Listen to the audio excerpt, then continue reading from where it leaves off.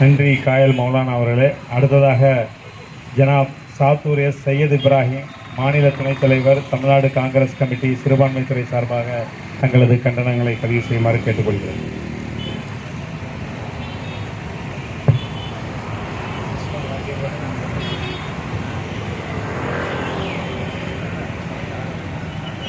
அல்ஹம்துலில்லாஹ், அல்லாஹ் அக்பர்.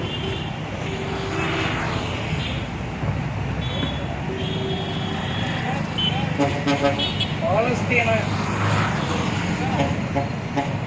அப்பாவி மக்களை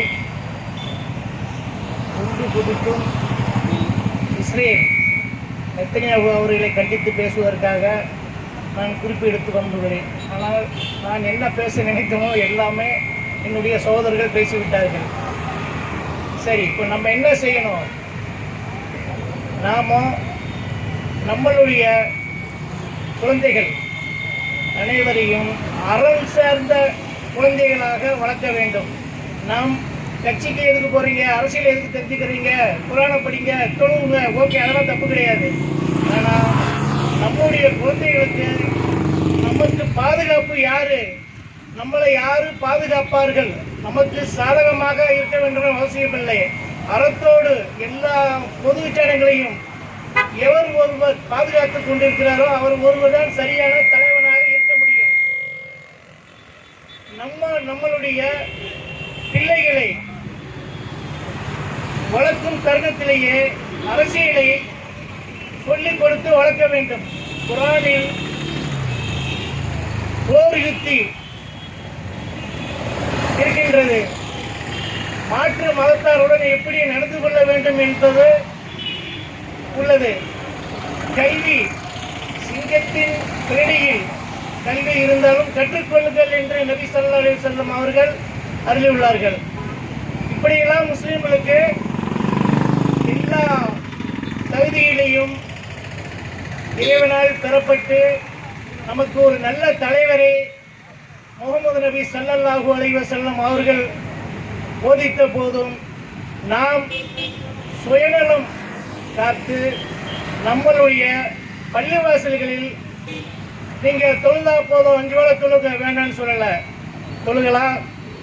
அதே நேரத்தில் மார்க்கத்தை எவ்வாறு நம்ம கற்றுக்கொள்றோமோ இந்த உலகத்தையும் கற்றுக்கொள்வதற்கு குழந்தைகளுக்கு சொல்றாங்க. இஸ்ரேல் பிள்ளைகளுக்கு வளரும் போதே பாலஸ்தீன குழந்தைகளுக்கு அப்படி பண்ணியிருக்க இப்படி பண்ணி சொல்லி வளர்க்குறாங்கன்னு சொல்றோம். சரி விடுங்க. யூதர்கள் அடைக்கலம் தேடி ஒவ்வொரு நாடாக அலையும் போது ஹிட்லர் சொன்னார், என்னை கொடுங்கோல் ஆட்சியாளர் என்று நீங்கள் கருதினீர்கள் என்றால் அதற்கு விடை இப்போது உங்களுக்கு தெரியாது. நான் ஒரு இஸ்ரேலிய யூதனை விட்டு செல்லும் போது அவன் செய்வான், நான் செய்தது நல்லதா கெட்டதா என்று அவன் உங்களுக்கு கருத்து சொல்வான். அதைத்தான் இப்ப அவன் சொல்லிக் கொண்டு இருக்கின்றான். சரி, என் வீட்டில் ஓரமாக அமர்ந்து கொள்கிறேன் என்று ஒருத்தன் கேட்கிறான். சரி, நீ இருந்துக்கோ. பசியோடு தூங்கக்கூடாது என்று நம் திண்ணையில் தூங்கிக் கொண்டு இருக்கிறானே என்று உணவு கொடுத்தோம். குளிரில் நடுங்கிக் கொண்டு இருக்கிறானே என்று உடை கொடுத்தோம். சரி, அவனுக்கென்று கொஞ்சம் இடமும் கொடுத்தோம். அப்புறம் நம்ம நாட்டையே அவனுக்கு விட்டு கொடுத்தோம். இப்படி எல்லாத்தையும் விட்டு கொடுத்துட்டு ஒருத்தருக்கு ஒருத்தர் ஏதாவது ஒண்ணு செய்யணும், ஏதாவது ஒண்ணு செய்யணும். எதை செய்ய? நாம் நம்ம குழந்தைகளை, நான் எனக்கு 4 பேத்திகள் இருக்காங்க, என்னுடைய பையன் இருக்கான், நான் அவனை அறத்தோடு வளர்க்கிறேன். இஸ்லாம் என்றால் என்ன என்று சொல்லி நான் வளர்க்கிறேன். சரி, அரசியல் என்றால் என்ன என்று சொல்லி வளர்க்கிறேன். என்னுடைய தகுதி, நான் அவங்களை திருத்தணும் இவங்களை திருத்தணும் நான் பேச சொல்லல. இங்க வந்திருக்கிற 25 அமைப்பினுடைய தலைவர்கள் தனக்கென்று ஒரு குடும்பம் இருக்கும். ஒரு குடும்பத்துக்கு ஒரு 10 பேர் சுற்றளவு இருப்பார்கள். அந்த 10 பேருக்கு ஒரு 50 பேர் இருப்பார்கள். 50 பேருக்கு ஒரு 100 பேர் இருப்பார்கள். இவர்களை மட்டும் நீங்கள் நெறிப்படுத்தினால் ஒரு 50,000 பேர் சேர்ந்தால் ஒரு அரசை மாற்றலாம் என்று எவ்வாறு நம்ம கருதுகிறோமோ அதே சூழ்நிலை நம்ம யாரையும் வஞ்சிக்க வேண்டாம், யாரை குறை சொல்லவும் வேண்டாம். நாம் நம்மளுடைய குழந்தைகளை வளர்க்கும் போதே அறத்தோடு நபி ஸல்லல்லாஹு அலைஹி வஸல்லம் அக்கம் பக்க வீட்டுக்கு நீங்க எவ்வாறு நடந்து கொள்ள வேண்டும் என்று உங்களிடம் நாவினார்களோ அதை மட்டும் உங்கள் குழந்தைகளுக்கு நீங்கள் சொல்லி விளங்கள். இஸ்லாம் எல்லா கல்வியும் குரானில் இருக்கின்றது. நீங்க கலெக்டருக்கு படிக்கணும், அது படிக்கணும், கலெக்டருக்கு என்ன படிப்பாங்க, அரவணைப்புன்னு ஒரு புத்தகத்தை படிப்பாங்க. இந்த அரவணைப்பு புத்தகத்துல என்ன சொல்லி தருவாங்க, நீ உன் குடும்பத்துக்கு நீ சரியான தலைவனாயிரு, அது குரான்ல இருக்கு. நீ உன்னுடைய தெருவில் நீ நல்லவனாயிருன்னு சொல்லி அரவணைப்பு புத்தகத்தில் இருக்கு. அதே குரான் சொல்லுது. நீ அந்த ஒரு ஊருக்கு நல்லவனாயிரு, அதுக்கப்புறம் அந்த மாவட்டத்துக்கு நீ நல்லவனாரு, அப்புறம் இந்த நாட்டுக்கே நீ நல்லவனாரு, நீ நல்லாட்சி பொலி. இதுதான் இஸ்லாம் சொல்லிக் கொடுத்த போதனை. நாம என்ன செய்கிறோம் அப்படின்னா, ஒருத்தருக்கு ஒருத்தர் நம்மளே போராமைப்பட்டு கொண்டு நம் தொப்புள் கொடி சொந்தங்கள் காஃபீர்கள் என்று சொல்வார்கள், அது இல்லை, மாற்று மத சகோதரர் சகோதரிகளுக்கு அவங்க வேற எங்கிருந்து வரல, நம்மளோடு சேர்ந்தவங்களோட கலந்தவங்க தான். இங்கே இதை யாரு பிரித்து ஆளுகிறார்கள் என்றால், கைஃபார் கணவாய் வழியாக ஒரு கூட்டம் இந்தியாவுக்குள் கிளப்பி தேடி வந்தார்கள். சரி, அவங்க என்ன செஞ்சாங்க, ஒன்றுமே செய்யல. எங்கிருந்து சிற்றரசர்கள் ஜமீன்தார்கள் இருந்தார்களோ, ஊருக்கு வெளியே சத்திரத்தில் தங்கி கொண்டு தன்னுடைய அழகான பெண் பிள்ளைகளை அவர்கள் அந்த புறத்துக்கு அனுப்பிவிட்டு அவர்கள் மன்னருக்கு ஆலோசனையாக மாறிவிடுகிறார்கள்.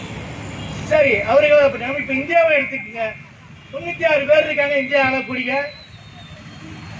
தலைவர்கள், அப்படி சொல்ல முடியாது, ஆட்சியாளர்கள்.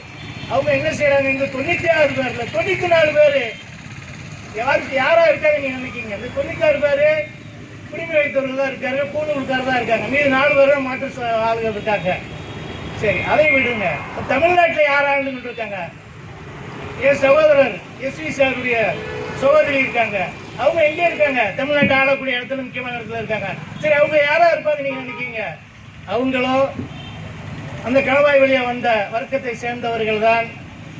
இவர்கள் நீங்க எப்படி இருந்தாலும் உங்கள், அதாவது சைத்தான் உடம்பு ரத்த நாணலில் புகுந்து உங்களுடைய மனநிலையை கெடுத்து உங்களை எப்படியெல்லாம் சந்தோஷத்துக்கு ஆளாக்க தவறான வழியிலிருந்து அத்தனைக்கு இழுத்து செல்லும். அதையும் மாறாக தொழுகையின் மூலமாக, இறையச்சம் மூலியமாக நம்ம சரியாக அவளை குரான் சொல்லுது. இதை விட சைத்தானை விட மோசமான ஒரு சமூகம் இங்க இருக்கிறதுனா, கைஃபார் கணவழியாக வந்த அந்த பாவிகள் இந்தியாவுக்குள் எப்போது நுழைந்தார்களோ, இங்கு இஸ்லாத்தை 72 பிரிவுகளாக பிரித்து விட்டார்கள். இஸ்ரேல் போர் கொடுத்து கொண்டிருக்காங்க, பண்றா போர், அது போர் கிடையாது, அது ஒரு போராளி குழு. இந்த போராளி குழு இருக்கிறது 40,000 to 50,000 வீரர்கள் தான் இருக்கிறாரு. அவர்கிட்ட வாழைப்பதற்கு அயோண்டோவோ ஏரோப்ளேனோ ராக்கெட்டோ இது கிடையாது. அவங்ககிட்ட சாதாரண கையேந்தி துப்பாக்கிகளோடு தான் இருக்கிறார்கள். அவர்கள் நாங்கள் தான் இந்த உலகத்திலே பெரிய ரவுடின்னு சொல்ற அமெரிக்காவை, இஸ்ரேலையும் இவ்வளவு நாளும் எதிர்த்து போராடி கொண்டிருக்கிறார்கள் என்றால் இது யாருக்கு வெற்றி? இஸ்ரேல் செய்திருக்கா இல்ல அமெரிக்கா செய்திருக்கா? எல்லாரும் இப்போது சமயத்தில் சொன்னாங்க 60,000 படை வீரர்களை பாலஸ்தீனத்துக்குள்ள அனுப்புனாங்க. அப்போது அங்குள்ள போராளி தலைவர் என்ன சொன்னாருன்னா, நீங்க வாங்க நல்லதுதான், ஆனா யாரும் திரும்பி போக மாட்டீங்க சாதாரணமா சொன்னாரு. ஆனா அவர் சொன்ன விஷயங்கள் சாதாரணமாக இருந்தாலும் எதிரிகள் அந்த வார்த்தைகளுக்கு பயந்து கட்டுப்பட்டு இப்போது 40% போற அபிமானத்தை உண்டு பண்ணி தனி நாடாக நாங்கள் கொடுக்க சொன்னது 150 நாடு தனி நாடாக அங்கீகரித்த போதிலும் வீட்டோ சட்டத்தை பயன்படுத்தி அமெரிக்கா உடனே அதை நிலையில் போட்டுறாங்க. சரி, இந்த கூட்டமைப்புல ஒரு 50 நாடுகள் இருக்கு, இஸ்லாம் நாடுகள், பெரிய பணக்கார நாடுகள், நல்லா சாப்பிடுவாங்க, நல்லா தூங்குவாங்க, நல்லா தொழுவாங்க, எல்லாமே செய்வாங்க. ஆனா தூத்துக்குடியில எஸ்எம் சம்சுதீனுக்கு தேவையா? இது தேவையே இல்லை. அவர் என்ன செய்ய போறாரு? அவருக்கு எதுக்கு தலையெழுத்தா அப்படின்னு சொல்ல முடியுமா? முடியாது. இஸ்லாம் என்ன சொல்லியிருக்கு? உன்னுடைய பொருட்கள் மீது, உன்னுடைய சொத்தும் உன்னுடைய சொந்தங்களையும் உன்னுடைய இடத்தையும் எவன் ஒருவன் அபகரித்து கூறுகிறானோ அவனிடம் நீ போரிடு என்று இஸ்லாம் சொல்கிறது. சரி, இது அவரை நடத்தி கொண்டிருக்கார். இதே ஒவ்வொரு விஷயங்களையும் ஒவ்வொரு பள்ளிவாசல்லையும் நம்ம மக்கள்கிட்ட சொல்லி இந்த விஷயத்தை புரிய வைத்து தாங்களுக்கு யாரு ஆதரவாகவும் நியாயமாகவும் உறுதுணையாகவும் இருக்கிறார்கள் என்று புரிந்து கொண்டு இந்த செயல்களை தம் பிள்ளைகளுக்கு சொல்லிக் கொடுக்கும்படி நான் இந்த கூட்டத்தின் வாயிலாக பணிவோடு முஸ்லிம் சகோதர சகோதரிகளிடம் மன்றாடி கேட்டுக்கொள்கிறேன். இந்த கூட்டத்தை வழிநடத்தி செய்து கொண்டிருக்கும் என் சகோதரர் SM சமுசீனி அவர்களுக்கு என்னுடைய நன்றியை தெரிவித்து விடைபெறுகிறேன். நன்றி, வணக்கம். சகோதரர் சாத்தூர் சையத் இப்ராஹிம் அவர்களுக்கு எங்களது நன்றியை தெரிவித்துக் கொள்கிறோம். மற்றும் இந்த கூட்டம் இனிதே நிறைவு பெறுகிறது. நன்றியுரையாக சகோதரர் அம்ஜத் அவர்கள் நன்றியுரை கூறி இக்கூட்டத்தை நிறைவு செய்யுமாறு கேட்டுக்கொள்கிறேன்.